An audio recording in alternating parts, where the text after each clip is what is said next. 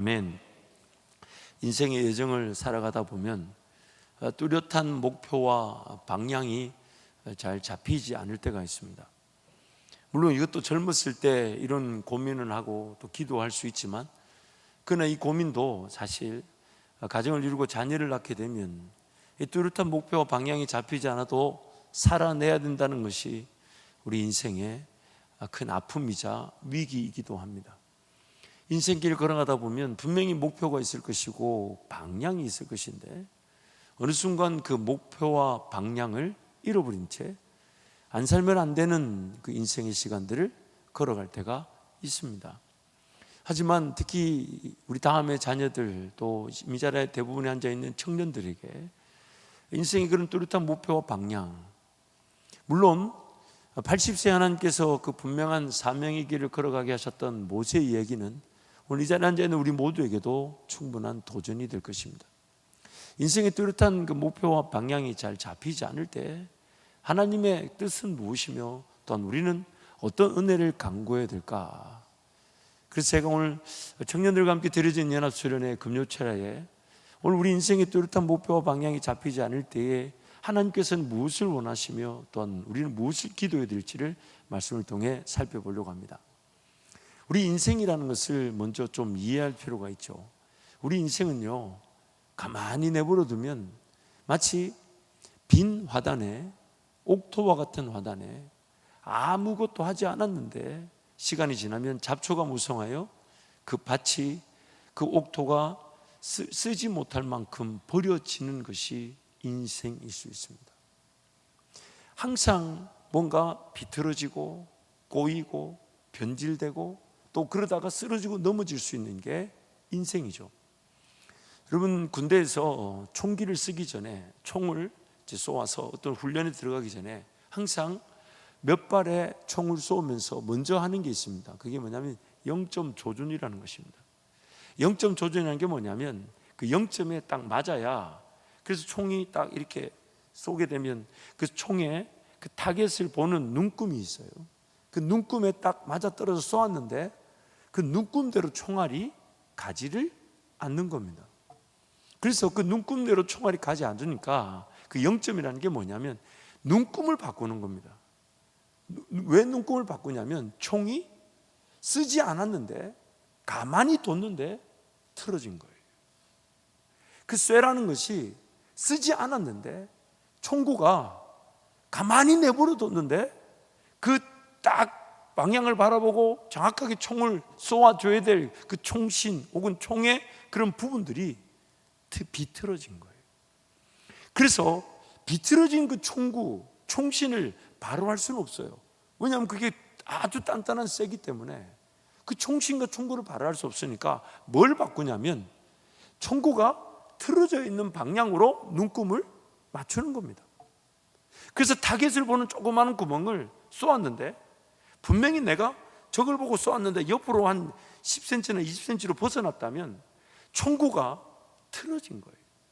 그래서 총구가 틀어지니까 총구를 바르게 할 만한 능력이 없다 보니까 그 눈금자를 틀어진 쪽으로 바꾸는 거예요.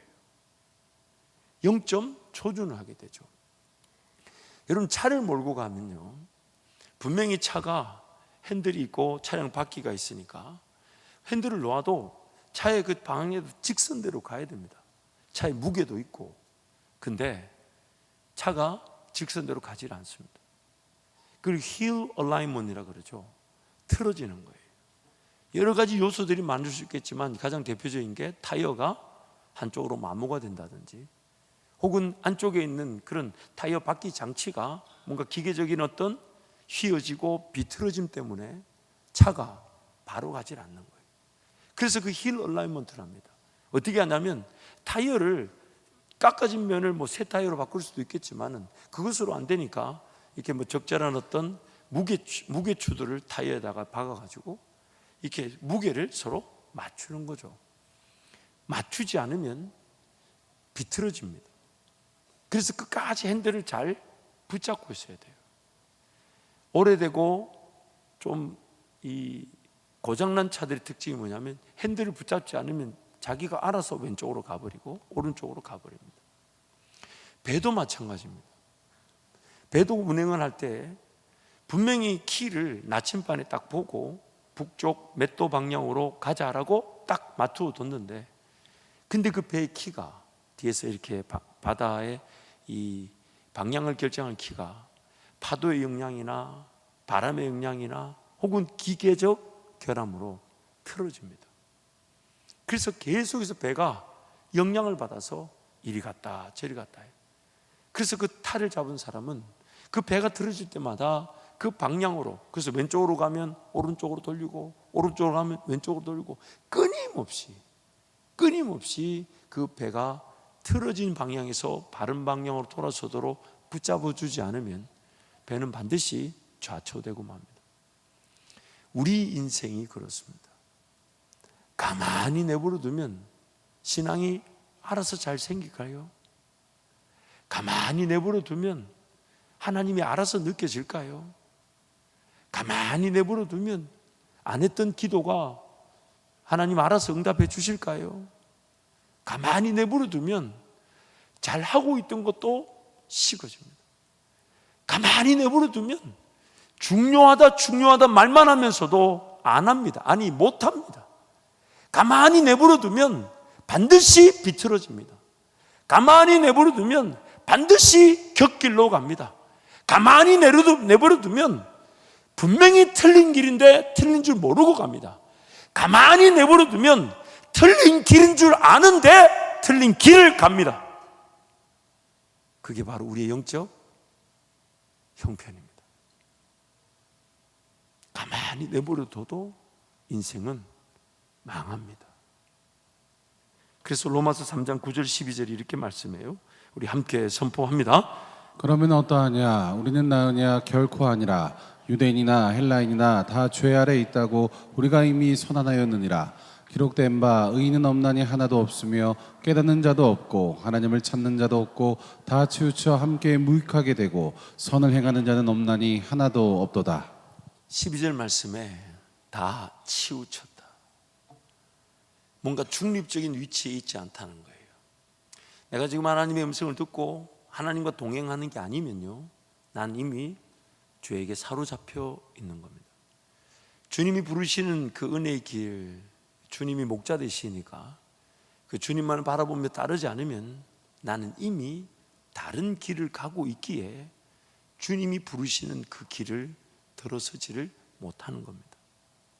성령 하나님께서 무엇이든 말씀하실 줄 알고 기도의 자리, 예배의 자리, 말씀의 자리에서 성령 하나님을 기다려야 되는데, 기다릴 줄 모르는 것은 이미 내가 다른 음성을, 다른 어떤 소리를, 다른 계획을, 다른 방법을 가득 붙들고 있는 겁니다.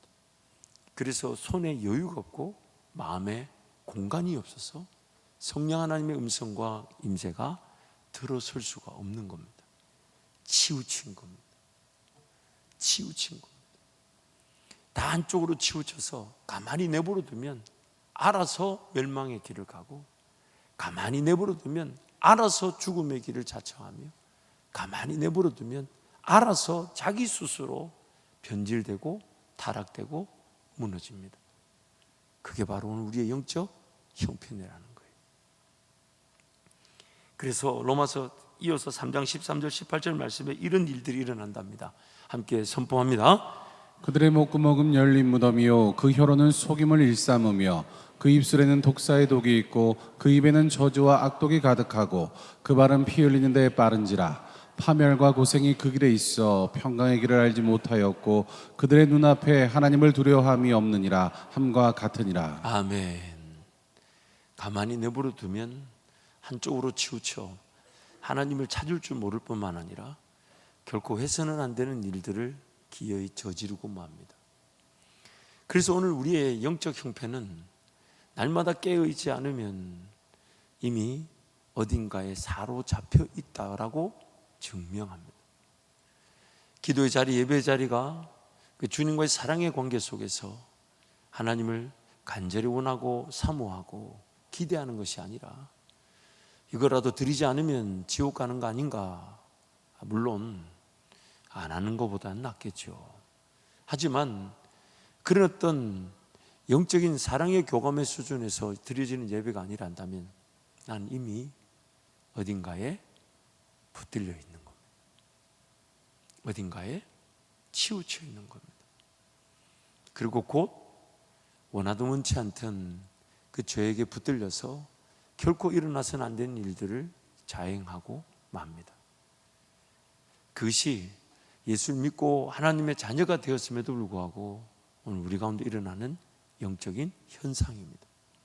그래서 오늘 우리의 신앙, 우리의 삶에 항상 이 총구가 비틀어져 그 눈금을 조종해야 되듯이 항상 기본적인 자세, 가장 우선적인 것, 비틀어진 그 총구를 들고 대적들을 상대해 본들 빗나갈 수밖에 없어요.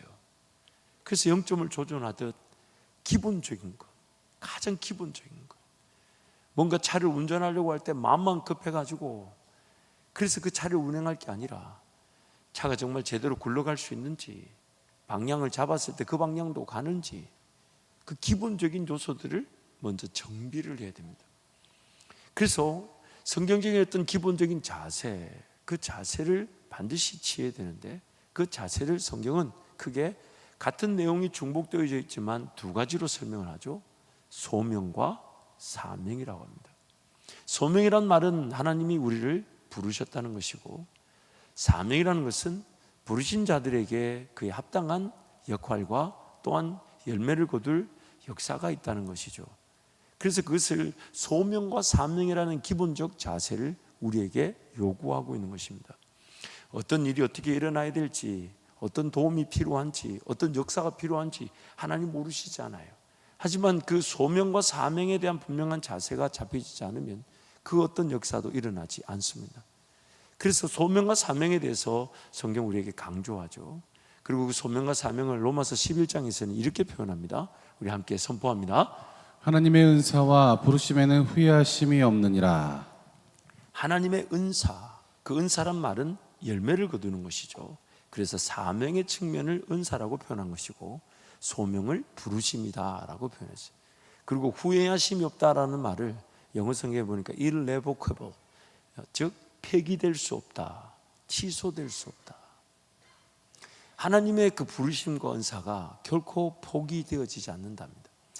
여러분, 신앙생활 하다 보면 제일 두려운 게 뭐냐면요, 하나님 날 가만 내버려 두지 않으실 때입니다. 나는 그냥 이런 삶이, 이렇게 살면 예배도 하고 하나님도 섬긴다는데 하나님은 난 아직 안 끝났어. 그게 우리를 가장 두렵게 합니다. 그래서 호흡하고 있는 거거든요. 내가 할 수 있는 만큼 최선을 다해 하나님을 섬기고 헌신한다 하지만 하나님이 만약에 나는 거기서 그 정도 수준에서 네 인생이 결정되기를 원하지 않는다 하신다면 그게 가장 두려운 거예요. 그래서 하나님 앞에 엎드리는 거예요. 난 이만하면 족하다 이길 줄 모르나 하나님은 아니야 란다면 어느 순간 나도 모르게 붙들고 있는 것들을 반드시 무너뜨리게 하시더라고요. 나는 이 정도 수준에서 이렇게 하나님을 섬기겠다고 기준을 정해뒀더니 하나님이 내 삶을, 내 가정을, 내 일터를 흔드시더라고요. 마치 100세에 아들 이삭을 줘놓고 다시 번제로 내놓으라 하시는 것처럼. 그래서 항상 깨어 기도하며 하나님 무엇을 말씀하시든지 듣고자 하고 하나님 어디로 가자 하시든지 그 길을 걸어가야만이 유일하게 안전한 길이고 우리 인생이 유일하게 행복한 길입니다. 그게 우리 인생의 가장 두려워야 될 영이에요. 내 삶을 내가 돌본다는 이유로 하나님의 사명과 소명에 대한 자세가 확립되지 않으면 반드시 그 소명과 확인을 확인할 때까지 내 삶은 끊임없이 흔들릴 수밖에 없습니다. 왜냐하면 그 소명과 사명이 확인되지 않은 길만큼 나를 어렵게 하는 길은 없게요. 또한 내 사명과 소명이 확인되지 않은 채 내 삶이 포기될 수 없는 것은 하나님의 은사와 부르심은 결코 폐기되지 않기 때문에, 그러나 자발적인 어떤 순종과 헌신의 기회가 되도록 하기 위해 나를 기다려 주시는 것인데 그 기다려주시는 하나님을 이해하지 못해서 내가 살고 싶고 내가 살 수 있는 삶을 살아갈 때 우리는 어떤 어려움과 사건과 사고를 만나게 되면 당황하게 되죠. 왜 이런 일이 일어날까? 나에게 왜 이런 일이 허용되게 하셨을까? 물론 그 사명과 소명의 측면에서뿐만 아니라 하나님의 원대한 계획 속에 꿈과 비전을 이루기 위해 그런 일들이 허락되는 경우도 있습니다. 그런데 대다수의 경우는 나는 너를 향한 계획이 그 정도가 아니야. 나는 너를 그 정도 수준에서 인생이 끝나도록 만들지 않았어. 그것 때문에 내 삶이 포기되지 않는 겁니다. 끝까지 내 삶을 추적하시죠. 끝까지 내 삶을 뒤쫓아오십니다. 끝까지 내 삶에 반드시 나를 향해 계획하신 일을 이루실 때까지 너희 안에 착한 일을 시작하시니가 그리스도 예수의 날까지 그 일을 이루실 줄을 확신하노라. 그래서 그 두려움 때문에 내 단지 삶의 어려움, 문제 해결, 여러분 그것 자체가 소극적인 거예요. 거기에 붙들려서 인생이 그냥 사라질 수 없는 거죠. 물론 그것이 인생의 문제, 삶의 문제를 해결하기 위해 기도하는 것이 이제 적극적인 소명과 사명의 자리로 나아가는 계기가 돼요. 하나님께서 나를 부르신 은혜의 시작이 될 수 있지만 적극적인 부르심, 나를 향한 하나님의 계획과 목적에 유효하여 나를 이 땅에 남겨놓으신 하나님의 은사와 부르심은 절대로 취소될 수 없고 폐기될 수 없고 후회될 수 없답니다. 그래서 그게 두려워서 하나님 앞에 엎드리는 거예요. 그 두려움 때문에 오늘이라도 삶이 끝나고 예수님 오시기를 더 바랄 수 있습니다. 그러나 남겨놓으신다면 이 땅의 삶을 잘 살아내기 위한 신앙이 아닌 예수님을 더 기다리기 위해, 예수님 만나기 위해, 오늘 밤이 예수님 만나는 마지막 날이라면 어떡할 것인가? 그 기대로 사는 겁니다. 그때 우리의 삶이 제대로 사라지는 겁니다. 재림의 신앙 없이 오늘의 삶을 은혜 가운데 살아낼 수 있는 사람은 아무도 없습니다. 왜냐하면 오늘 삶을 아무리 충실히 잘 살아보십시오. 하나님 나라를 위해서 잘 산다고 잘 살아보십시오. 그것으로 재림의 신앙이 생기지 않더라고요. 그런데 예수님을 고대하고 기대하는 사람은 오늘 하루가 마지막인 것처럼 삽니다. 그러기에 마땅히 예수님 만날 그 시간이 오늘 밤인 것처럼 오늘을 살아내니 마땅히 소명과 사명에 따른 삶을 살아낼 수밖에 없습니다. 그래서 하나님께서 오늘 그 소명과 사명의 관점에서 우리의 삶이 마치 반석 위에 집이 지어지듯 재정비되기를 원하시는 것이죠. 틀어진 그 총구의 눈금이 0점이 조정되어야 되듯이 항상 우리는 그 소명과 사명의 관점에서 우리의 삶의 자세와 방향을 새롭게 하고 하나님을 의지할 수밖에 없는 것입니다. 그렇지 않으면 어느샌가 나도 모르게 방향이 틀어져 있고 내 삶 자체가 잃어버려진 것처럼, 내 삶 자체가 잃어버린 것처럼 그렇게 엉뚱한 삶의 자리에서 안 살면 안 되기 때문에 살면서, 그리고 신앙이 있으니까 안 살면 안 되는 삶의 자리에서라도 어떻게 해서든 더 교회도 사랑하고 할 수 있는 거 해야 된다는, 그러니 늘 하나님 나라와 영광을 위한 일들이 부담이죠. 참 신기하죠. 그게 거꾸로 가면 부담이 되지 않을 텐데, 하나님 나라와 영광을 위해 살고자 한다면 내 기업과 내 삶을 하나님이 책임져 주신다고 성경이 수천 번도 우리에게 더 얘기해 주는데, 그 순서가 거꾸로 가버리니까 안 살면 안 되는 삶을 돌보고 어떻게든 살아내야 되고 어떻게든 기도하고 그러면서 하나님과 관계를 맺다 보면, 또 말씀을 듣다 보면 도전은 되니까 이 교회도 섬겨야 될 것 같고 선교도 해야 될 것 같고, 그러니 그 교회 섬김과 선교가 부담인 거죠. 즉 삶의 목표와 목적이 아니기 때문에 부담인 거예요. 그것이 바로 오늘 우리가 비틀어진 가장 대표적인 현상인 겁니다. 그래서 기도가 깊어지지가 않아요. 여러분, 인생의 문제를 해결하는 일에 과연 기도가 깊을 이유가 있을까요? 없어요. 왜 없냐면, 너 하나님 믿느냐라고 질문 하나 던지면 그 모든 것 다 무너져 버립니다. 너 오늘 밤이라도 네 인생을 데려간다면 너 기도하는 건 어떻게 되냐라고 묻는다면 내 기도 제목이 싹 사라져 버립니다. 안 죽으려고 하고 죽을까 봐 두려워하니까 살려달라고, 그 문제 해결해달라고, 어려움 해결해달라고, 안 그러면 못 산다고 외쳤던 거예요.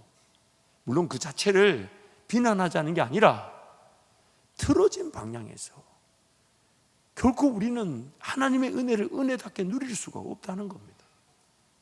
근데 그 깊은 기도, 하나님을 경험하고 하나님을 만나고 하나님의 마음을 알고 하나님의 시선을 느끼고 하나님의 일하고자 하시는 그 방향을 내가 깨닫게 되면 뭔가 기도하겠다는 것이 아닌 그 듣는 것, 춤을 추는 것, 꿈을 꾸는 것, 기뻐하는 것, 즐거워하는 것, 하나님 그분이 일을 이루실 것에 대한 내 삶 자체가 거기에 사로잡혀 가지고, 그래서 그 기도 자체도 인생의 문제를 해결하는 수준이 아닌 하나님 나라를 바라보면서 그 나라 영광에 나도 함께 걸어갈 수 있다는 것이 기쁨이 되어서 아무것도 일어나지 않았지만 나에게 보여주시고 나에게 들려주시고 꿈을 꾸게 하시고 비전을 가지게 하시는 그 하나님으로 인한 기쁨과 즐거움의 자리가 내 기도의 자리인 거예요. 내 기도의 자리인 거예요. 시간 가는 줄 모르죠. 그 깊이를 가늠할 수 없어요. 더 하나님 나라를 더 멀리, 더 믿음의 시선으로 볼 수가 있어요. 어제 내가 본 것도 아직 이루어지지 않았지만 오늘 새로운 거 보여주시면 그것도 붙들고 기도하는 거예요. 그것이 인내의 시간을 지나 반드시 붙들었던 것들이 결실하며 결실할 때 하나님 나라가 이루어지고 열매를 보게 되는 것인데, 평생 인생의 문제, 어려움, 아픔, 사건, 사고 그것만 붙들고 인생을 살아가려고 하니 삶 자체도 녹록지 않을 뿐만 아니라 주님과의 그 사랑을 나누는 깊은 교감과 하나님과의 그 은혜의 관계 속에 하나님 그분을, 그 한 분만을 기뻐하고 즐거워할 수 있는 그 신앙을 놓친 채 살아가는 거예요. 그래서 항상 우리는 틀어져 있을 수 있다. 난 오늘도 변질되어 있을 수 있다. 난 오늘도 영점 조준이 필요하다. 나는 하나님 그분을 온전히 바라보는 기본적인 자세와 방향, 점검이 필요하다. 이 아멘이 안 나오는 게 틀어졌다는 거거든.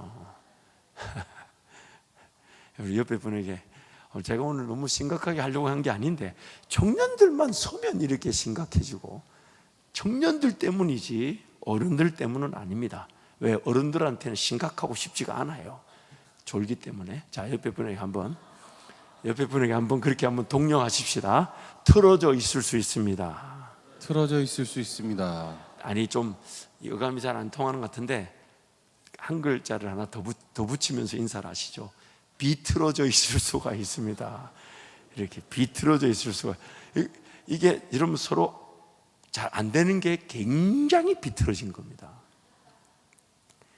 그래서 소명과 사명의 그 자세와 방향을, 소명은 자세적 측면이 강하고요, 물론 두 개 다 자세와 방향이 분명히 포함되어 있습니다만은 소명은 자세적 측면이 좀 강하고요, 사명은 방향적 측면이 강합니다. 그리고 그 자세와 방향이라는 것은 우리 신앙의 성장의 두 가지 유일한 요소입니다. 자세를 잘 취하고 방향이 설정이 되면 반드시 길이 나타나고 길을 걸어갈 힘을 얻고 열매를 보기 때문에 내가 오늘 길을 걸어갈 만한 체력과 어떤 준비와 연습, 그 자세가 갖추어져 있어야 되며, 또한 어느 길, 어느 방향일지를 분별할 줄 아는, 그것이 바로 소명과 사명이라는 거죠. 그래서 먼저 이 소명이라는 것에 대해서는 성경이 뭐라고 얘기하냐면 부르심이라고 얘기합니다. 그래서 영어로 calling이라고 그러죠. 이 부르심이란 말은 어디에서부터 나를 불러냈다라는 뜻이죠. 그래서 교회 공동체를 에클레시아라고 할 때 그 에클레시아라는 단어가 뭐냐면 어디에서부터 불러내었다라는 뜻입니다. 그래서 소명이라는 것은 내가 어떤 상태에 있는데 어떤 상태로 나를 부르셨는가를 뜻하는 것입니다. 그래서 성경은 세 가지를 대표적으로 얘기합니다. 첫 번째가 사망에서 생명으로 불러냈다고 얘기하고, 두 번째가 어둠에서 빛으로 불러냈다고 하고, 세 번째가 죄에서 의에게로 불러냈다고 얘기를 하죠. 그래서 요한복음 우리 5장 24절 함께 선포합니다. 내가 진실로 진실로 너희에게 이르노니 내 말을 듣고 또 나 보내신 이를 믿는 자는 영생을 얻었고 심판에 이르지 아니하나니 사망에서 생명으로 옮겼느니라. 아멘. 또한 베드로전서 2장 9절 말씀 보면 함께 선포합니다. 그러나 너희는 택하신 족속이요 왕 같은 제사장들이요 거룩한 나라요 그의 소유된 백성이니 이는 너희를 어두운 데서 불러내어 그의 기이한 빛에 들어가게 하신 이의 아름다운 덕을 선포하게 하려 하심이라. 아멘. 그리고 죄에서 의에게로 불러내셨다. 로마서 6장 16절 함께 선포합니다. 너희 자신을 종으로 내주어 누구에게 순종하든지 그 순종함을 받는 자의 종이 되는 줄을 너희가 알지 못하느냐. 혹은 죄의 종으로 사망에 이르고 혹은 순종의 종으로 의에 이르느니라. 아멘. 소명이라는 것은 콜링, 즉 우리를 불러냈다는 거죠. 원래는 우리는 사망의 자리, 어둠의 자리, 죄의 자리에 갇혀 있었는데 하나님께서 그 어둠의 자리에 있는 우리를 불러내신대. 어떤 것이냐 이런 거예요. 사망, 어둠, 죄를 이렇게 비교할 수 있는데, 여러분 우리 건물 시스템 법상 만약 정전이 생겨서 모든 불이 다 꺼지더라도 반드시 켜져 있어야 되는, 그래서 전기가 나가더라도 배터리로 반드시 켜져 있어야만은 불이 있습니다. 그게 바로 뒤에 나가다 보시면 비상구조. 그래서 불이 꺼져서 불시에, 예를 들어서 전기가 나오면 이 불이 나가면 이 많은 성도들이 밖으로 빠져나가기 위해서는 엄청난 사건 사고를 당할 수가 있어요. 그래서 비상구를 항상 그 위기 상황을 위해서 불을 켜두게 돼 있어요. 그런데 오늘 우리의 영적 형편이 뭐냐면 어둠에 여전히 갇혀 있어요. 사망에 빠져 있어요. 죄에게 종이에요. 그런데 하나님께서 어느 날 저기에서 하나의 문을 열어놓으시고 거기에 불을 비춰놓으시고서는, 야, 여기가 생명이야, 여기가 빛이야, 여기가 하나님의 자녀로 살아가는 길이야, 여기로 와 라고 부르시더라는 겁니다. 그런데 그 부르심에 응할 줄 아는 자들이 바로 하나님의 자녀들이고, 그 부르심에 응하지 못하는, 그래서 창조 전부터 예정되었던 자들과 예정되지 않은 자들이 세상에 함께 공존하고 있더라는 거죠. 그래서 하나님의 자녀다 아니다라는 그 차이가 뭐냐면, 그 부르심을 부르심답게 들을 줄 알고 따를 줄 아는 것인데, 문제가 뭐냐면 여전히 나는 사망에 짓눌려 있는 상태라는 겁니다. 문제가 뭐냐면 난 여전히 어둠에 갇혀 있는 사람이라는 거예요. 어둠의 일에 더 익숙한 사람이에요. 요한복음 1장 말씀에 뭐라고 얘기하냐면, 빛이 세상에 왔을 때 세상이 빛을 빛으로 볼 줄 모르더라는 거예요. 심지어 그 빛이 틀렸다고 빛을 몰아내 버리더라는 겁니다. 그런 영적 형편이 바로 우리의 영적 형편이라는 거예요. 그래서 소명이라는 것은 다름 아닌 어디에 있는 존재에게 어떻게 우리를 불러내시는가, 그 부르심을 확인시켜 주시는 거예요. 그래서 오늘 우리가 소명이라 할 때는 하나님 날 부르셨다 할 때 반드시 기억해야 될 것이 나의 영적 상태입니다. 난 여전히 사망에 짓눌려 있어서 부정적이고 두려움, 염려, 근심, 걱정에 휩싸여서 일어나지 않을 일들을 걱정하느라 인생을 허비하고 낭비하는 죄인인데, 그 가운데 하나님께서 나를 불러내시고 두려워하지 마라, 염려하지 마라, 놀라지 마라, 내가 너와 함께 하잖아. 여러분, 설교가 길어지도록 만들지 마시고 여러분 빨리빨리 그렇게 하나님 날 부르시죠. 내가 하나님의 자녀인데도 여전히 사망에 짓눌려 가지고 온갖 근심 걱정 다 하고 염려 두려움에 사로잡혀 가지고 그게 안 되면 마치 인생이 끝날 것처럼 착각하고 그렇게 그 사망에 짓눌려 삽니다. 그래서 하나님이 우리를 자꾸 부르시죠. 너는 내 아들이다, 너는 내 딸이다, 두려워하지 마라. 지금 그것이 하나님의 자녀 아닌 사람들이 아닌 하나님의 자녀라고 예배하고 하나님을 섬겨야 됨을 아는데 그 사망의 권세에 짓눌려 있는 겁니다. 그런 우리를 지금 생명으로 옮기신다는 거예요. 자꾸 이쪽으로 가자, 이쪽으로 가자, 거기 아니야, 그런 일 안 일어나, 너 안 죽어, 죽는 게 얼마나 어려운데 하나님 포기하지 않으셔. 넉넉히 이길 거야. 나와 그거 붙들고 그렇게 일 안 해도 돼. 그만큼 돈 안 벌어도 돼. 그만큼 저축 안 해도 돼. 제발 그렇게 세상에 붙들려 살지 마. 내일 일을 염려하지 마. 풀을 보고 하늘의 새를 봐. 오늘 일은 오늘이지 내일은 내일 보고 하라 그래. 그렇게 하나님 날 부르시는 거예요. 또한 하나님 나를 어둠에서 빛으로 부르시는 거예요. 여러분 참 신기하죠. 세상살이 예수 믿는 사람이든 안 믿는 사람이든 길을 알고 걸어가는 사람이 있습니까? 없습니까? 없어요. 그래서 그 더듬거리면서 이건지 저건지 이 일인지 저 일인지 그러다가 뭐 하나 툭 잡히면 이건가 보다 하고 그걸 붙들고 예배도 안 되고 기도도 안 되는데 이거라도 안 하면 난 죽어. 이거라도 해야 돼. 어둠의 일을 놓아버리라고.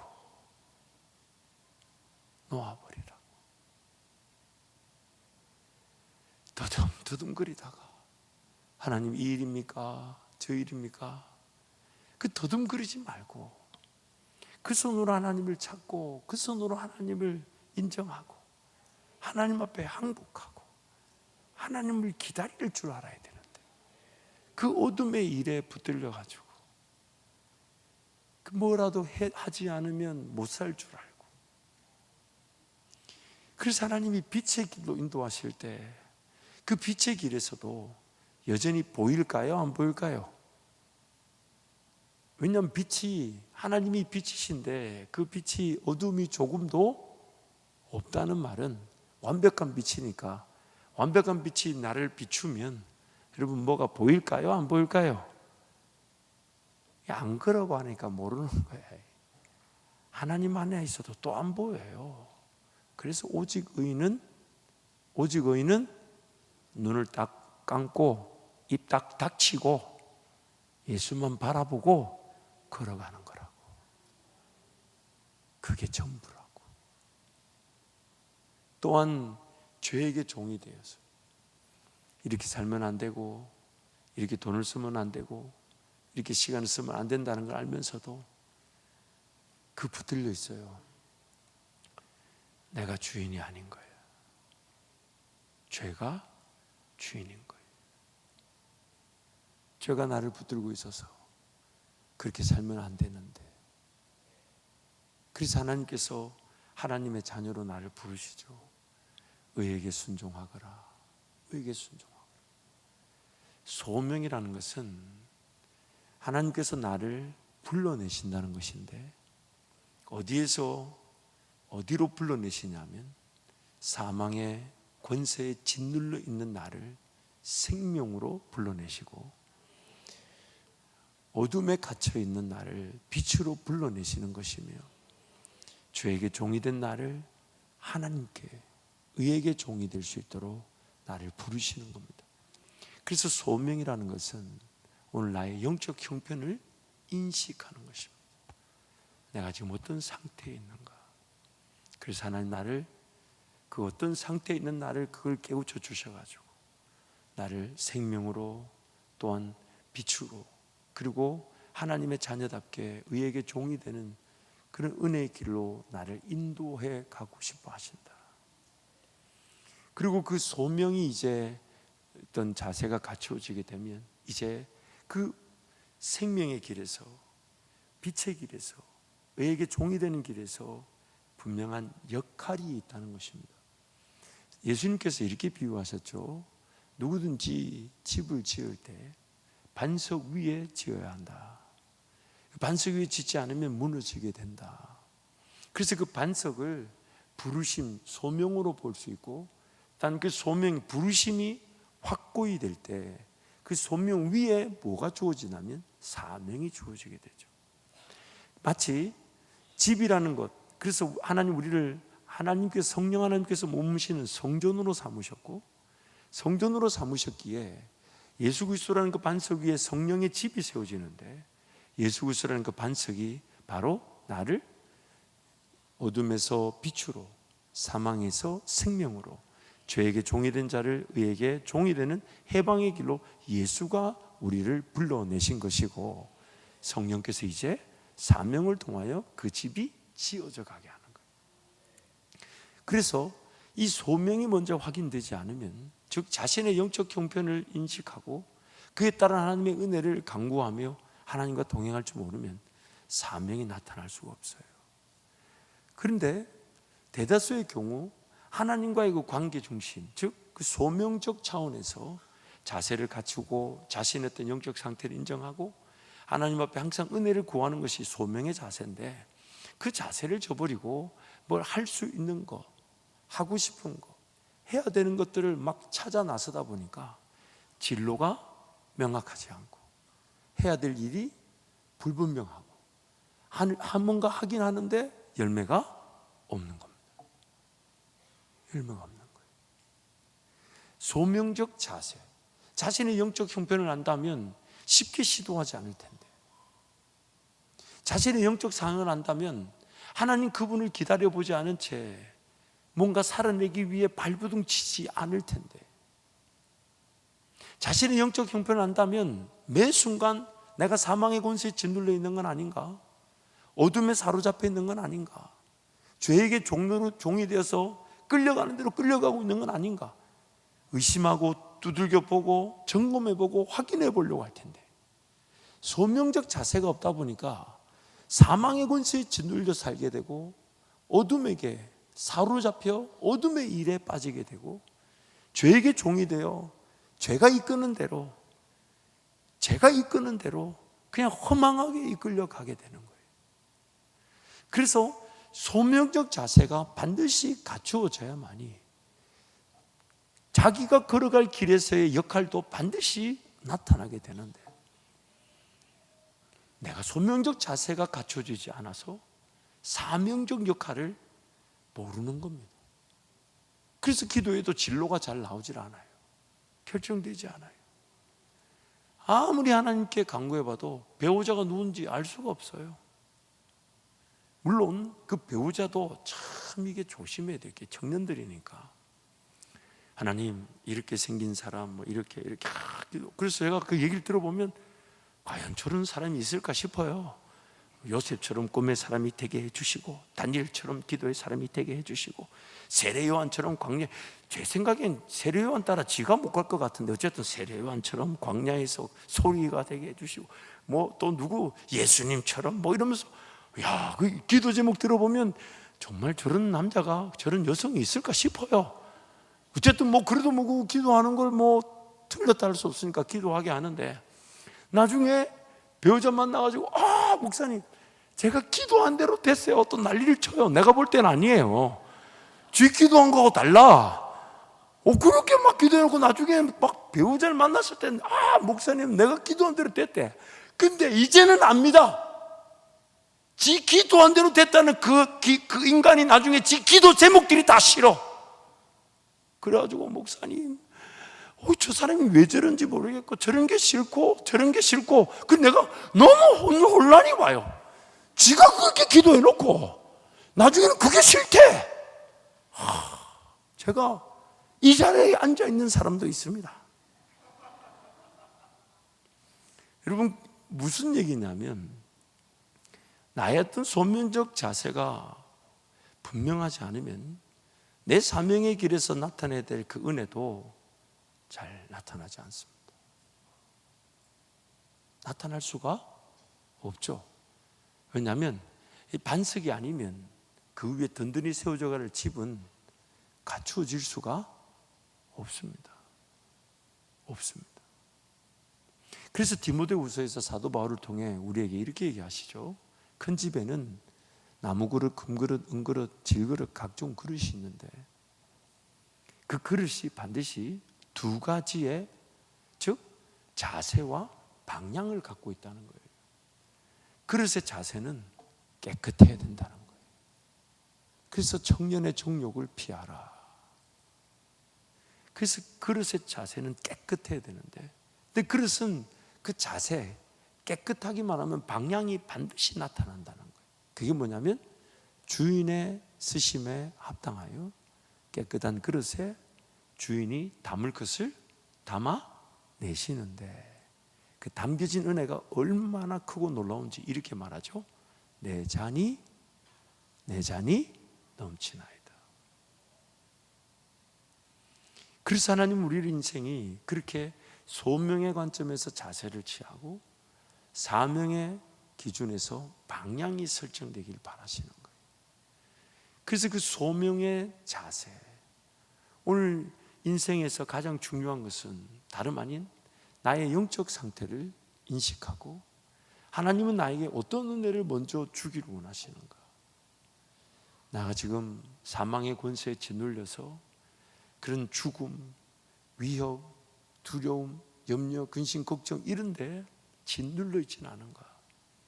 내가 어둠의 일에 빠져가지고 그래서 막 세상 가운데 보이지 않는 길에 더듬 거리면서 빛 대신 주님을 따라가기보다는 더듬거리면서 뭔가 해야 하고 삶을 살아내야 되고 지켜내야 될 것으로 하나님과의 관계 중심의 삶과 사명을 저버린 채 삶 그 자체를 살아내려고 어둠에 빠져 있지는 않은가. 나는 과연 하나님이 이끄시는 대로 무조건 이 딱 닫고 눈 딱 감고 어떤 생각 판단 다 내려놓고 오직 예수님 말씀하셨다는 이유로 순종하여 죄에게서 해방되어 의에게 종이 되는 그 길에 들어섰는가. 내가 지금 고민하고 있는 게 하나님 나란가. 내가 지금 뭔가 필요로 하는 게 하나님의 필요인가. 내가 지금 뭔가 원하고 바라는 것이 하나님 그분이 원하고 바라시는 것인가. 내가 열망하고 갈망하는 것이 내 삶을 불태워 다 드려도 맛볼 수 없을 만큼의 하나님 나라인가. 나는 무엇에 불타고 있는가. 나는 무엇에 열정을 가지고 있는가. 나는 무엇에 하나님의 꿈과 비전을 사모하고 있는가. 나는 왜 사는가. 나는 무엇을 위해 사는가. 하루라도 이 땅에 남겨놓으신다면 이 삶의 이유와 목적은 뭔가. 오늘 밤이라도 예수님 오심을 나는 기다리면서 매일매일을 사는 것인가. 아니면 언젠가는 오겠지 하면서 할 수 없이 오늘을 살아내야만 하는 인생살이에 빠져 있는 건가. 소명의 관점에서 자세를 취하는 거죠. 그래서 오늘 나의 삶의 위치를 확인하고 빛 대신 주님을 바라보려고 하고 그분 음성을 들으려고 하고 그분을 따르려고 하고 그분을 기다리려고 하고 그분을 만나려고 하고 그분과 함께 동행하려고 하는 것입니다. 소명적 자세를 취하는 것이죠. 그러면 그 소명적 자세를 취한 성도들에게 하나님께서 사명이라는 걸 주셔가지고 나의 은사, 나의 장점, 내가 다 잘할 수 있는 게 아니니까요. 나만 할 수 있는 게 있으니까. 근데 그것이 소명적 자세를 통해 사명이 연습되어지게 하시고 준비되어지게 하시고 성장하게 하시고 사명도 갖추어지게 하시더라는 거예요. 그리고 그때가 되면 그 사명이 열매를 거두게 되면 그 사명의 역할을 따라 하나님 앞에 쓰임 받지만 반드시 소명적 자세를 항상 먼저 점검하고 먼저 확인하고 먼저 거기에 중심을 두려고 하고 그것을 위해 내 삶의 시간표와 물질을 재정리하는 것입니다. 여러분 잊지 마세요. 소명적 자세가 확고하지 않은데 사명을 알고자 한들 어둠 속에 헤매는 것과 같습니다. 나의 영적 형편을 인식할 줄 모르며 죄인됨을 모르고 그래서 나 같은 죄인을 구원해 주신 예수님의 십자가 사랑에 대한 감격이 없고 감사가 없고 예수님 한 분이면 충분함을 모르면요 성령의 역사는 시작되지 않습니다. 그렇게 항상 소명적 자세로 하나님 나를 어떤 상태에 있는 나를 불러내셨는가, 어떤 상태에 있는 나를 불러내셨는가, 그 상태에 있는 나를 지금 어느 길로 인도하기를 원하시는가.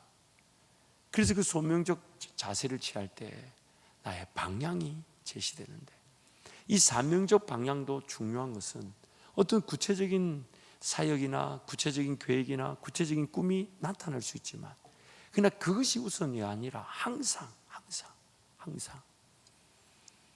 예수 그리스도 그분을 더 닮아가려고 하고, 예수 그리스도 그분을 더 맛보려고 하고, 예수와 함께 죽고자 하고, 예수와 함께 부활을 이루고자 하고, 예수와 함께 연합하고자 하는 일이 사명의 방향이 될 때, 구체적인 삶에 예수와 함께 죽을 기회로서의 사역, 예수와 함께 연합되기 위한 기회로서의, 그래서 예수님께서 70인의 전도팀들을 보냈을 때 그들이 이렇게 말하죠. 예수 이름으로 죽은 병도 고쳐지게 되고 귀신도 쫓겨가더이다. 예수님도 하시는 말씀이 나도 보았다. 하늘에서 그 귀신이 번개처럼 땅에 떨어지는 걸 보았다. 그런데 그 일이 이루어진 것으로가 아닌 너희 이름이 하나님 아버지 자녀로서 기록된 것으로 기뻐하라고. 어떤 사명이 감당되든지 간에 오늘 나의 삶의 초점은 자연스럽게 소명적 자세를 더 강화하게 되죠. 왜요? 거기서 들었고, 거기서 꿈꿨고, 거기서 힘을 주셨고, 거기서 계획하게 하셨고, 거기서 길을 걸어가게 하셨고, 거기서 주님이 나를 이끄셨기 때문에 사명에 따라 내 인생이 결정되는 것이 아니라 반석 위에 놓여지듯 소명적 자세가 강화되어져 사명이라는 것을 통해 나를 부르신 하나님이 또한 나를 그 하나님 나라 영광의 도구로 삶을 사라지게 하시는 하나님 은혜를 누리게 되더라는 것입니다. 그래서 신약 성경에 보면 사도 바울이 이 소명과 사명의 관점에서 자기가 자세를 취하고 방향을 소개하는 것이 세 번이 나오는데, 그 첫 번째가 고린도전서 9장 24절 27절 우리 함께 선포합니다. 운동장에서 다름질하는 자들이 다 달릴지라도 오직 상을 받는 사람은 한 사람인 줄을 너희가 알지 못하느냐. 너희도 상을 받도록 이와 같이 다름질하라. 이기기를 다투는 자마다 모든 일에 절제하나니 그들은 썩을 승리자의 관을 얻고자 하되 우리는 썩지 아니할 것을 얻고자 하노라. 그러므로 나는 다름질하기를 향방 없는 것 같이 아니하고 싸우기를 허공을 치는 것 같이 아니하며 내가 내 몸을 쳐 복종하게 함은 내가 남에게 전파한 후에 자신이 도리어 버림을 당할까 두려워함이로다. 사도 바울의 분명한 자세는, 먼저 소명적 자세는 그 어떤 것보다 자기 자신을 쳐서 하나님 앞에 복종을 시킨답니다.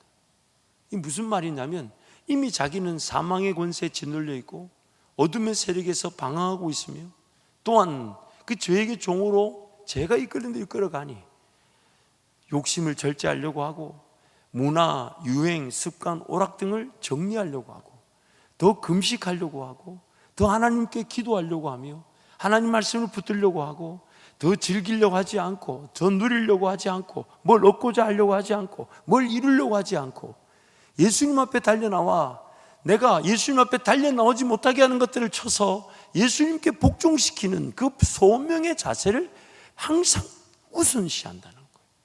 또한 그러면서 달려야 될 기회가 있다면 1등 할 것처럼 달린다는 거예요. 내가 할 수 있는 만큼 하고 싶은 정도가 아니라 1등 할 것처럼, 1등 할 것처럼. 우리 사역자들 제발 명심하세요. 여러분 선자리에서 1등 할 것처럼 뭐 하고 싶고 할 수 있는 수준이면 내려놔야 돼요. 평생 그 사역이 나를 죽이는 십자가가 됩니다.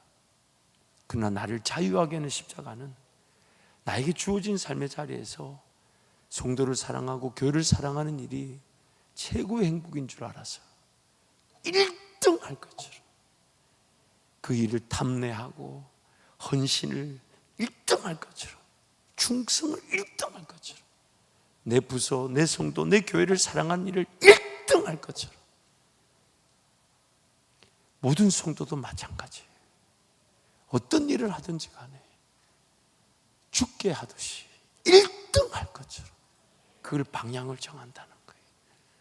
어떤 일이 주어지든지 간에 1등 할 것처럼 어떤 일을 할 수 있을 때 간에 1등 할 것처럼 어떤 것을 계획하든지 1등 할 것처럼 저는 거기에 이렇게도 해석합니다. 하나님, 아무도 안 해본 일을 하게 해주십시오. 그러면 1등 하니까. 같이 달리는 길이 아니에요. 각자가 자기가 알아서 달리는 길인데 아무도 못 해보지 않은 건 내가 하면 무조건 1등이야. 그런데 모든 성도가 그렇습니다. 모든 성도가 자기만의 믿음의 길이 있고 자기만이 맛볼 영광이 있으며 자기만이 경험할 하나님의 나라가 있습니다. 그것을 통해 그 영역이 여러분의 했던 헌신과 수고와 충성을 통해 하나님 나라가 확장되어져 가는 거니까 다양해지게 되죠. 상대적으로 세상 모든 곳곳마다 어떤 부분, 어떤 영역, 어떤 수준, 어떤 상태에서든지 간에 저와 여러분을 통해 하나님 나라가 확장되어져 갈 거니까 1등 할 것처럼. 그런데 나는 이거 하려니까 이번에는 1등 할 것처럼 못할 것 같아서 아예 안 하렵니다. 남은 제대로 하지. 나 이런 건 안 하지. 꼴찌 하는 겁니다. 꼴찌 하는 거. 자기 스스로가 어디서 어떤 일을 어떻게 해야 될지를 결정하는 하나님이 되어버리는 거예요. 공동체가 필요로 하고 함께 신앙생활하는 지체들이 이런 일을 제안하고 사역자들이 부탁하면 그것이 우선이에요. 그것이 내 삶의 최우선입니다. 그런 순종의 기회를 하나님 아무나에게나 주시지도 않거니와 만약 그런 기회가 있다면 일단 기도하며 순종해 보겠습니다. 내 상황이 여의치 않습니다. 내 환경이 여의치 않지만 만약 하나님께서 나에게 주신 순종의 기회라면 기도하고 시도해 보겠습니다. 나를 위해 기도해 주십시오 라고 했을 때 하나님께서 바꾸지 못할 상황이 있을까요? 하나님께서 변화시키지 못할 환경이 있을까요? 반드시 그 순종의 기회를 살려주실 텐데 그게 바로 1등 할 것처럼 1등. 제가 목회 길을 걸어오면서 하나님 저에게 주신 참 많은 은혜가 있는데 그 중에 하나가 남들한테 지고 싶지 않았어요. 그 남들이라는 거는 내 또래 사역자들. 물론 그들은 몰라요. 그들은 몰라요. 내가 자기네들을 표준으로 삼고 이기려다는 걸 몰라요. 그래서 유학을 갔더니 새벽기도 나오는 사역자가 많지 않더라고요. 금식하는 사역자가 많지 않더라고요. 그래서 금식했어요. 1등 하려고. 그러고 있는데 어느 날 이제 은퇴하신 지구촌 교회 이동원 로 목사님을 그때 담임 목사님 때 뵀는데 저보고 한 수 딱 가르쳐 주시. 그때 제가 전도사니까 김 전도사 하나님 사람을 쓰시려고 다 이렇게 보실 때 분명히 하나님의 뜻에 따라 하나님을 선택하시지만 주님을 더 사랑하고 주님을 더 의지하고 주님을 기다렸던 사람들에게 먼저 기회를 주시게 되죠. 왜? 다른 사람은 주님의 기회의 음성을 잘 듣지 못할 거니까. 그런데 반보만 앞에 있어도 눈에 띈다. 저한테 그러죠. 진리의 말씀이었어요. 쓰임 받고자 하는 사람들이 많아요. 근데 그 중에 반보만 앞에 나와 있어도 눈에 확 띈다는 거예요. 그러니까 그것을 저는 어떻게 해석하냐면 그리 많은 것들이 나에게 요구되어져 있지 않다는 거예요. 오늘 내가 순종할 수 있는 만큼, 내가 감당할 수 있는 만큼 하나님 나에게 기회를 주실 때 1등 할 것처럼 전력 질주하는 거예요.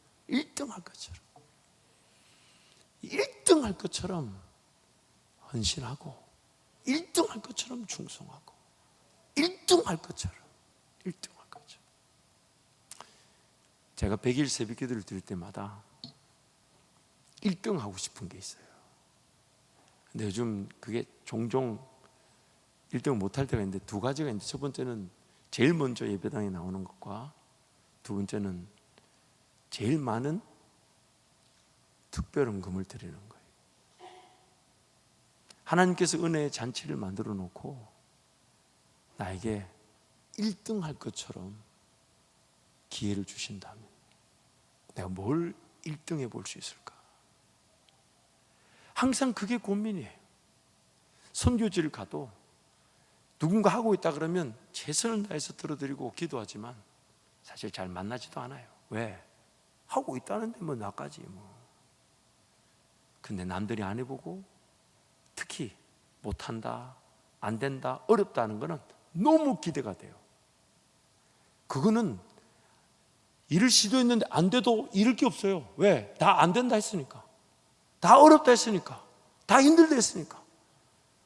근데 지금까지 살면서 그런 일들을 시도하여서 하나님이 안 되게 하신 게 하나도 없고, 이번에 제가 선교 그 기간 동안 기도하면서 정말 제 뒤통수를 완전히 큰 망치로 내리치듯이 하나님 깨닫게 하신 것 중에 하나가 뭐냐면, 선교지에서 뭔가 일을 계획하고 꿈꾸고 그것을 기도하고 선포한 일이 단 하나도 빠짐없이 다 이루어지게 하셨다는 거예요.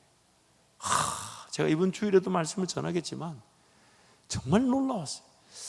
그래서 하나님께서 이번 선교지를 어떤 목적을 가지고 계획하게 하셨냐면, 새로운 어떤 선교 사역을 꿈꾸고 새로운 선교 사역을 계획하고 새로운 선교, 그래서 대한민국 교회를 섬길 수 있는 선교의 패러다임을 꿈꾸라.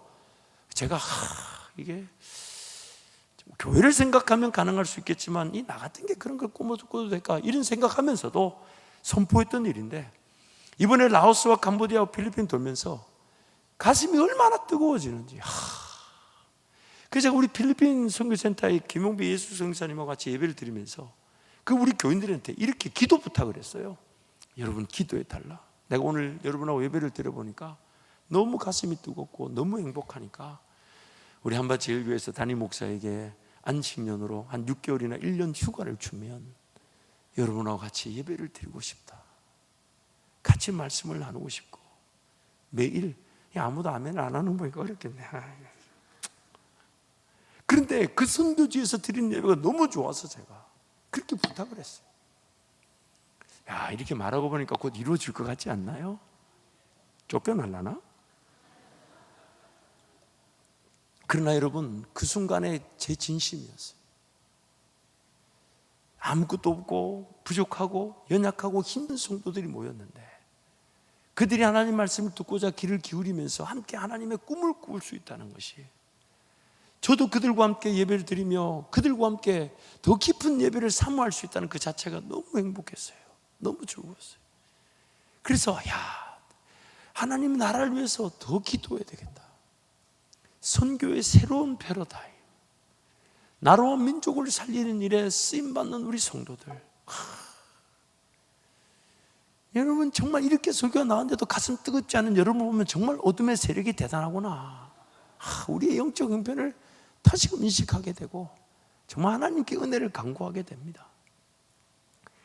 오늘 나의 소명적 자세는 어떤 할 수 있는 게 있든 없든, 뭔가 꿈을 꾸는 일이 있든 없든 간에 나를 유혹하고 나를 죽이려고 하고, 또한 죄라고 여길 수 없지만 세상적인 유행 오락 문화 습관에 팔려있는 내 시간과 내 물질들을 쳐서 복종시키듯 주님 앞에 가져다 놓는 소명적 자세, 그러면서 그 방향을 무엇이든지 말씀하시면 1등 할 것처럼, 1등 할 것처럼, 1등 할 것처럼. 제가 후임 목사 되기 전이네요.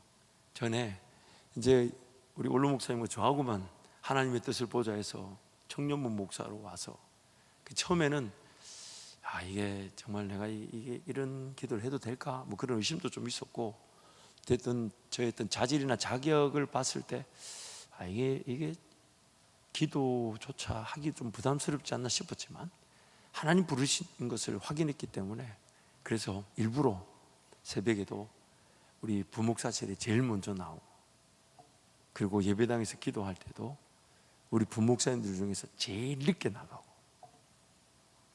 자빠져 자는 한이 있더라도, 내 저어자 위에서 자는 한이 있더라도 그 1등 하고 싶어가지고 성경도 하루에 10장씩 내가 쭉 둘러보니까 열정씩 있는 사람 없는 것 같더라고 보니까. 그래서 열정씩. 신약은 한 달에 1도. 그리고 심지어 나중에 어떤 욕심이 생기냐면 원로 목사님도 이겨야 되겠다. 그래가지고 두 가지를 설정했죠. 새벽 2시에 나온다니까 내가 1시 50분에 나오고, 그리고 매월 3일 금식을 해야 되겠다. 그래가지고 1등 할 것처럼 덤벼들었다가 1년 4개월 만에 죽을 뻔했죠. 전신 소양증이 걸려가지고 손만 대면 막 두드러기 올라오고 가려우는데, 근데 우리 하나님은 그런 나를 어떻게 보셨을까요? 저는 그것을 그렇게 했기 때문에 제가 오늘 이 자리에 서 있다고 말하는 게 아닙니다. 그때 그 순간에 1등 하고 싶었어요. 누굴 이겨서라도 1등. 그건 선의의 경쟁이니까. 제가 그 목표를 정했을 때 다른 목사님이 그걸 알았다면, 같이 선의의 경쟁했다면 더 좋았겠죠. 저 인간 기도의 자리 떠날 때까지 난 안 떠난다. 그럼 하나님 보실 때는 얼마나 좋은 1등을 노리는 경쟁일까요? 1등 할 것처럼. 두 번째로 사도 바울은 빌립보서 3장에서 그 소명과 사명을 이렇게 소개하고 있습니다. 함께 선포합니다. 내가 그리스도와 그 부활의 권능과 그 고난의 참여함을 알고자 하여 그의 죽으심을 본받아 어떻게 해서든지 죽은 자 가운데서 부활에 이르려 하노니, 내가 이미 얻었다 함도 아니요 온전히 이루었다 함도 아니라 오직 내가 그리스도 예수께 잡힌 바 된 그것을 잡으려고 달려가노라. 형제들아, 나는 아직 내가 잡은 줄로 여기지 아니하고 오직 한 일, 즉 뒤에 있는 것을 잊어버리고 앞에 있는 것을 잡으려고 표대를 향하여 그리스도 예수 안에서 하나님이 위에서 부르신 부름의 상을 위하여 달려가노라. 그러므로 누구든지 우리 온전히 이룬 자들은 이렇게 생각할지니, 만일 어떤 일이 너희가 달리 생각하면 하나님이 이것도 너희에게 나타내시리라. 오직 우리가 어디까지 이르렀든지 그대로 행할 것이라. 사도 바울은 본문 빌립보 3장에서 소명적 자세를 이렇게 표현합니다. 내가 예수 그리스도의 부활에 참여하기 위하여 그의 죽으심에 동참하게 될 것이다. 참 재밌죠. 소명적 자세는 인생이 어떤 수준에 있든지 어떤 상태에 있든지 어떤 상황과 환경에 있든지 간에 항상 가능합니다. 예수도 바라보고 예수도 의지하고 예수님 기다리고 예수님 사모하고 예수님 즐거워하고 예수님 기뻐하는, 예수와 함께 연합되는 그 소명적 자세는 인생의 어떤 순간이든지 항상 가능합니다. 그것이 바로 예수님께서 우리를 구원해 주신 구원의 결과이기 때문이죠. 그리고 또한 그 소명적 자세를 위해 사명적 방향을 사도 바울이 설정하는데, 그것은 바로 하늘에서 예수께서 나를 위하여 부르신 부름의 상을 받는 그날까지. 그래서 이 땅에서 뭔가 열매를 재지 않겠다는 거예요. 뭘 얻고 뭘 이루고 뭘 받았다 그렇게 여기지 않겠다는 겁니다. 그러면서 상을 저 영원한 천국에 가서 받을 그날까지 그 방향을 어떻게 정하냐면 항상 다르게 생각한다는 거예요. 그게 뭐냐면 이만하다 족하다 안주하지 않고, 내가 할 수 있고 하고 싶은 수준에 머물지 않고, 성령 하나님이 인도하시면 더 놀라운 일이, 더 놀라운 기적이, 더 놀라운 역사가 나타날 것이기 때문에 다르게 생각한다는 거예요. 성령 하나님을 더 의지하고 성령 하나님을 더 신뢰하고 성령 하나님께 더 맡겨놓는 그 방향을 분명히 한다는 거예요. 그래서 어딘가에 뭘 얻었다, 이루었다, 이르렀다 여기지 않는다는 거예요. 사명, 즉 방향을 영원한 천국에서 모든 것을 평가받고 상을 받는 때까지 이 땅에서 뭘 받고 누리고 얻고자 하지 않을 거라는 거예요. 그러면서 항상 하나님께서 하신다 하실 때 반드시 하나님 그분의 기준에서 하나님이 역사하실 수 있도록, 하나님 그분의 방식을 기다리고 그분의 지혜를 기다리고 그분의 능력을 기다리고 그분의 기적을 기다려서 다르게 생각한다는 거예요. 같은 일이 단 한 번도 없다는 거예요. 어제와 오늘이 다르고 오늘과 내일이 다르게 돼. 하나님의 일은 항상 내일 가봐야 하는 거고 그때 가봐야 하는 거고, 그때는 그때만의 하나님의 지혜와 방법이 있기 때문에 그것을 기대한다는 거예요. 그래서 온전히 이룬 자들은 이렇게 생각할지니 하나님께서 다르게 역사하실 것이니까 다르게 생각하라고 그렇게 우리에게 권면하는 것입니다. 그러면서 사도 바울이 사도행전에서 그 유명한 사명과 소명의 자세를 우리에게 보여주죠. 오늘 본문 22절 24절 함께 선포합니다. 보라, 이제 나는 성령에 매여 예루살렘으로 가는데 거기서 무슨 일을 당할는지 알지 못하노라. 오직 성령이 각 성에서 내게 증언하여 결박과 환난이 나를 기다린다 하시나 내가 달려갈 길과 주 예수께 받은 사명 곧 하나님의 은혜의 복음을 증언하는 일을 마치려 하면은 나의 생명조차 조금도 귀한 것으로 여기지 아니하노라. 아멘. 소명적 자세, 즉 나는 성령에 매였다. 성령 충만. 그 소명적 자세로 이해되지 않는데, 그리고 거기 가면 오히려 결박이 있고 환난이 있다 하시는데 성령께서 계속 가자 하시니까 간다는 거예요. 그래서 그 소명적 자세를 가지고 방향을 정하기를 어떤 일을 어떻게 해야 될지 그때 가보면 알겠지만 항상 사명의 방향을 예수 그리스도의 복음을 증언한 일을 마치려면은 나의 생명을 조금도 귀한 것으로 여기지 않겠다. 뭐가 필요한지, 뭐가 있어야 되는지, 뭐가 채워져야 되는지, 뭐가 해결돼야 되는지, 그런데 내 삶이 묶여있지 않고 보이지 않아도, 들리지 않아도, 나타나지 않아도 사명의 방향, 누굴 만나든 어떤 일을 당하든 예수 그리스도의 그 복음을 증언하는 일을 마치려면은 나의 생명을 조금도 귀한 것으로 여기지 않겠다. 그게 바로 사명의 방향입니다. 성령에 매여 복음 증언하는 일에 생명을 다하는 것, 그것이 바로 우리 인생에 가장 먼저 갖춰야 될 자세와 방향, 소명적 자세와 사명의 방향인 것입니다. 사랑하는 성도 여러분, 또한 우리 청년교회 여러분, 뭔가 보고자 하고 듣고자 하고 깨닫고자 하는 일이 반드시 있습니다. 성령 하나님께서 반드시 필요하면 보여주시고 들려지게 하시고 깨달아지게 하시고 시도하게 하시고 순종하지 않으면 안 될 만큼의 길을 막 여십니다. 이번 단기 선교 전 열흘 동안 라오스든 캄보디아든 필리핀이든 너무 행복했어요. 뭐가 행복했냐 물어보신다면 너무 많아요. 정말 하늘을 두루마기 삼고 바다를 먹물 삼아도 다 못 쓸 것 같아요. 이건 굉장한 유머인데 유머가 안 되는 건 무슨 일일까요? 근데 하나님께서 두 가지, 선교 기간 동안 선교에 대한 사역의 꿈을 꾸고 계획하신 일을 모두 이루셨다는 것을 깨닫게 하신 게 너무 큰 감격이었고, 그래서 더 깨닫고자 하고 더 보고자 하고 더 알고자 하고 더 기대하고 더 사모하게 만드신 그 은혜가 얼마나 감사한지 몰라요. 제가 막 살아나니까 할 말이 많지만 주일날 가늠하는 것으로 하고 말씀을 정리하겠습니다. 소명적 자세를 항상 우선시하십시오. 어디서 어디로 나를 부르셨는지 하나님의 부르심의 분명한 내용을 기억하고 나의 영적 현 주소를 잊지 마십시오. 가만히 내버려둬도 우리는 비틀어지고 쪼그라들고 식상해지고 실패하고 쓰러지고 넘어지는 죄인들이라는 것을 잊지 마십시오. 또한 사명의 방향, 뭔가 뚜렷하고 분명하고 확실한 게 보이지 않아도 내 몸을 쳐서 복종시키며, 또한 예수 복음 증언하는 일에 생명을 다하고자 하고 1등 할 것처럼 달리면서 1등 할 것처럼 달린다면 반드시 하나님께서 꿔야 될 꿈은 꾸게 하시고 계획해야 될 것은 계획하게 하시고 인내로서 열매를 거두게 하실 때에 우리는 그 인내 과정 속에 우리의 믿음도 자라나게 하시며 소명적 자세 위에 사명의 지구처럼 인생이 성령의 전으로 지어지게 될 것입니다. 그 은혜를 사모하면서 하나님과 동행하시기를 축복합니다.